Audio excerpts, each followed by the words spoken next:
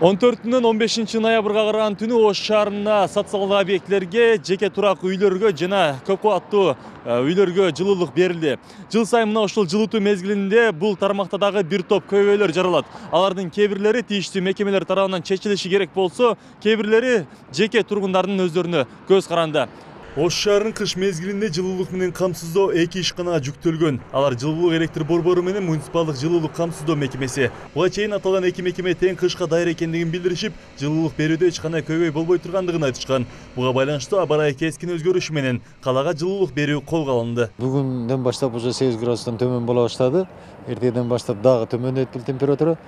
Ошондуктан биз бүгүндөн баштап берген себебибиз жылуулук электр борбору бул чоң ишкана, жанагы буу казандары чоң, ал жерде баягы даяргерчилик иштери көп убакытты талап кылат. Ошондуктан биздин расчет боюнча 5 күндөн кийин баягы керектөөчүлөргө ошо нормага ылайык жылуулук берилет да. Ош жылуулук электр борборунан бүгүн берилген жылуулук 5 күндөн кийин калктын бардык катмарына жетишин шаардык мэрия сууну жылытуу жана жеткирүүдө убакыт талап кылынары менен түшүндүрдү. Ал эми экинчи ишкана болгон жылуулук камсыздоо мекемесинин абоненттери учурда жетиштүү деңгээлде жылуулук менен камсыз болушкан. Муниципалдык жылуулук камсыздоо ишканабыз. Булардыкы эми автономный да. Ошол бир эле бала бакчага же бир эле мектепке өзүнчө бериле турган отканалар. Ошондуктан алар толугу менен ишке түштү. Бүгүндөн баштап, күндүн аягынан баштап уже жылуулук баягы нормада келе баштайт. Бирок жыл сайын эле тургундар менен тийиштүү мекемелердин ортосунда бир топ пикир келишпестиктер жана түшүнбөчүлүктөр жаралат. Мындай учурда көбүн эсе тургундардын эскертүүлөргө көңүл бурбастыгы себеп дешет адистер. Анткени тийиштүү мекемелер жылуулукту жер төрөсүнө же болбосо эшигинин алдына чейин гана жеткирип берүүгө милдеттүү. Ал эми үйүнүн ичиндеги маселе абоненттердин өздөрүнөн көз каранды.